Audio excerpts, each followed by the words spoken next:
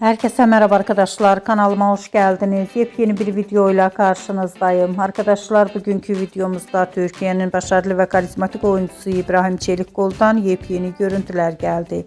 İbrahim Çelikkol'un muhteşem yepyeni rengarenk görüntülerini sizler için YouTube kanalımda video halinde sunuyorum.